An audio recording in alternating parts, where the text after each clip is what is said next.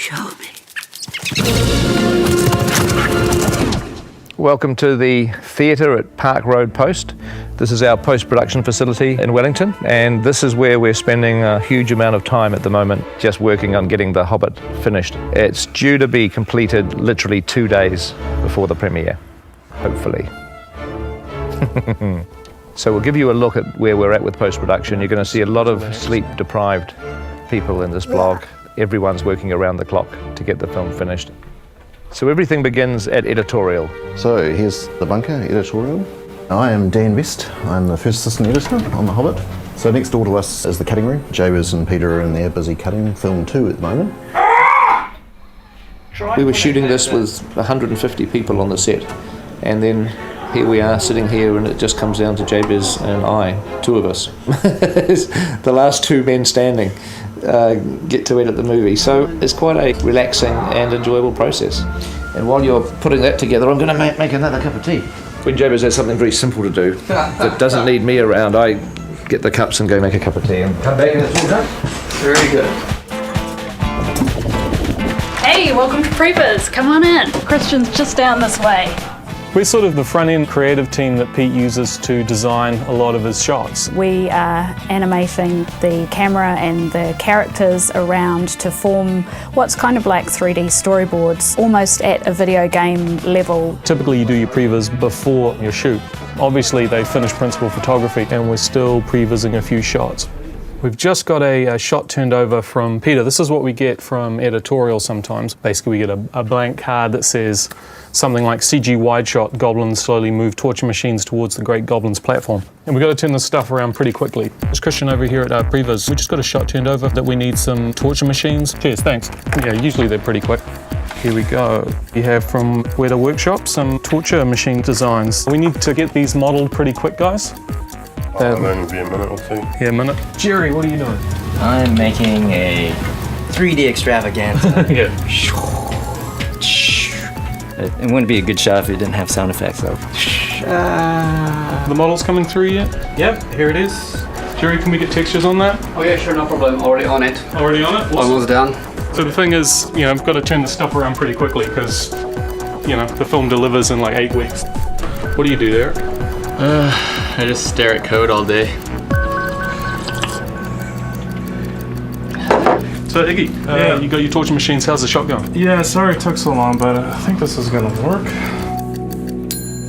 Yeah? Okay, cool. No, it looks pretty good. We should send it to Pete and see what he says. Cool. It'll be a really cool moment. Okay. That's good, Dave, yeah. We just got PJ notes. We're off to talk to a few of the supervisors about what we have to do now on a few extra shots.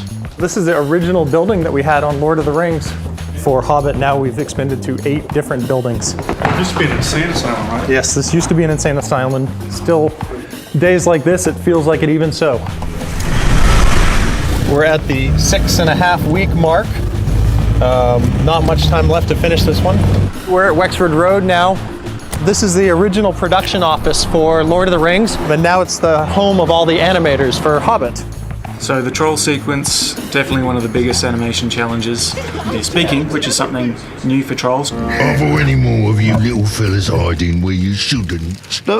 In Rings, they're always only ever kind of grunting. Peter shot it live action on the mocap stage. Are any more of you little fellas hiding where you shouldn't? Pete liked the action, but wanted to go a little bit bigger on what the stunt guys were doing. So maybe we do a custom mocap shoot for just those bits. That felt good. I'm happy with that. Okay, should we move on? We've advanced the art of motion capture quite substantially on The Hobbit, including the detail of motion capturing individual hairs of dwarfs' beards. Come on in. Welcome to the Department of Internal Beard Hairs. We're going to tell you a little bit about what we do here. Kev, can we get you to paint, please? Having beards on set is rather dangerous. Incredibly dangerous. We've lost a lot of good beards. That's right. So we've created a virtual beard in the computer, and what that allows us to do... Whoa, layman's terms, please. Sorry. We have a beard in the computer. Motivation here. It's dark, it's stormy. Okay. You're in the mountains. Action, wind, rain, lightning bolts, and cut. So this looks great. Can we go ahead and propagate this? Right, so what I can do is just by pushing this one button here, And voila, you can see that the beard has now been propagated throughout the film. It's the power of beard capture technology. Great job, everybody.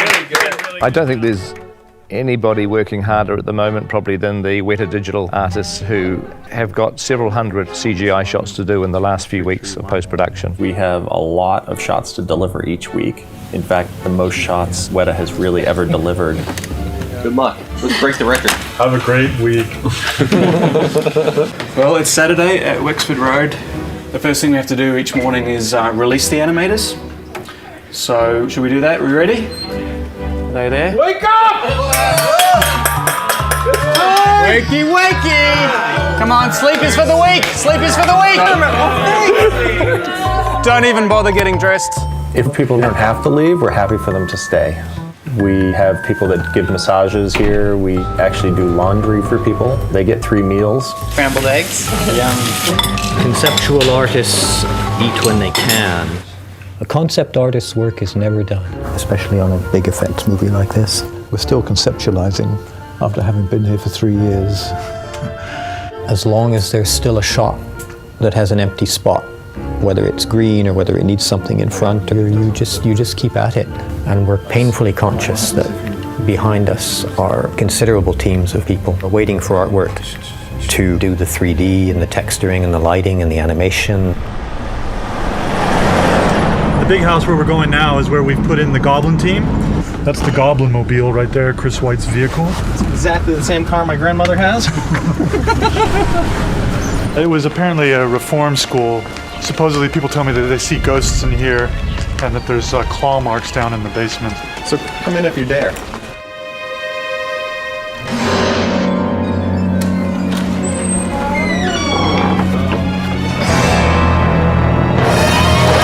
So what Peter was looking for was to create this whole world underground. So we're creating this goblin town with all these different structures and light and walkways and fires. And so this is some of the work in progress.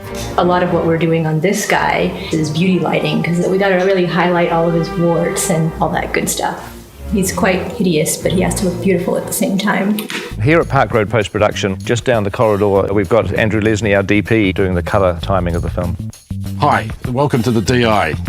Yesterday we made chicken laksa, and today we're going to cook up a pad thai.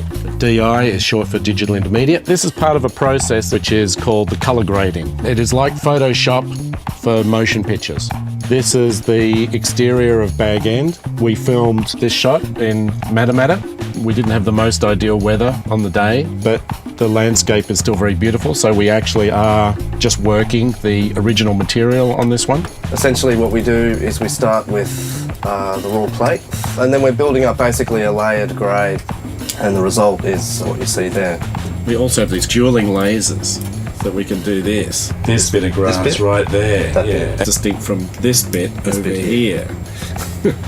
We've got these lights up for the blog, but traditionally we work in a much darker environment, and we actually work in an environment that's, in fact, even darker than this, but mimics a cinema.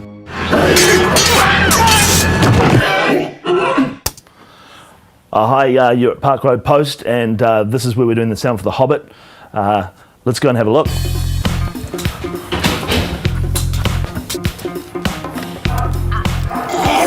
We start the day with a dance. That's the first thing we do in sound. And we hand it on. Chris, take the floor. We do fader dance. Fader dance, yeah. You can see Dave's cut 16 layers of sounds for this goblin. And he's done such a cool job that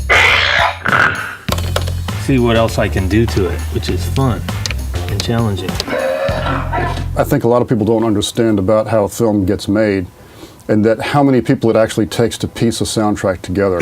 We have dialogue, elves, we have music, and in sound effects alone, we break into several categories: standard sound effects, swords, body falls, doors, things like that. We have ambiences, which is like some wind.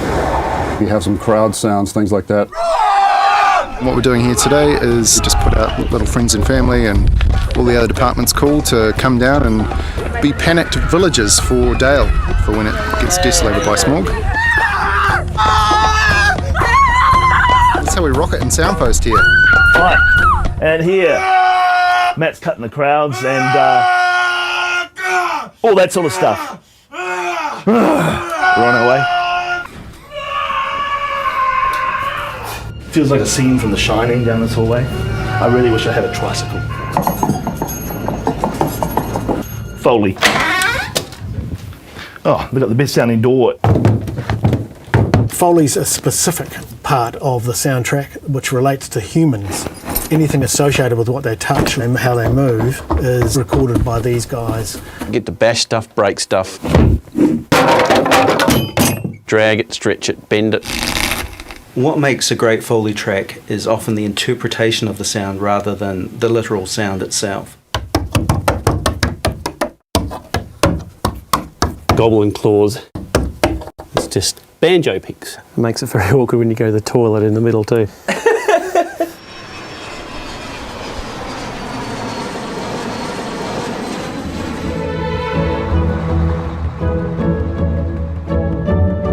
Welcome to Abbey Road, Studio One. This is the place where we make all these fabulous soundtracks, including The Hobbit, and that's what we're doing today. We're back in the studio for a record day. Full orchestra today. There'll be 93 people in the various sections. This is Howard's conductor's podium, so this is where he stands and directs the orchestra from. Abbey Road is legendary with its microphone collection. So here's one that John Lennon sang into when he was a recording artist at the studio. I've never had a shot with one here. So look, can you get that? The musicians will see the music for the first time. They don't rehearse it or anything like that. They just turn up, sheet music is in front of them, and they play. This is rather important to make sure these get onto the podium. Here's the control room. It's a real adrenaline rush to be looking out at the orchestra that we're kind of in control of this fabulous sound.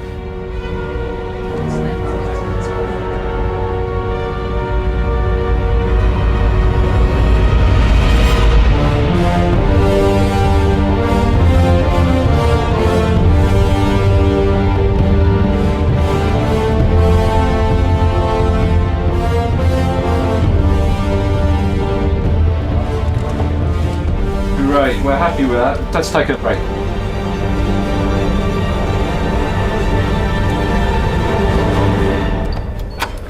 Theatre 2, this is the final mix room. This is where it all comes together. Well, look who it is. We all arrive with tons and tons of sounds. Then in the final mix, we have to figure out what sound makes sense and what sound doesn't. You could put a hoarse vocal on the shot to let us know we're there. But at the end of the day, hopefully we've got clarity and we are telling the story. And I have to say, it's really fun. Got another 3 weeks and then and another couple films. So the journey's long from over. It's just really starting. So that's what's happening at the moment. The premiere is very, very close. But fortunately, people are staying calm. They're staying incredibly disciplined, focusing on their work. We are blessed to have such a sane, sensible team.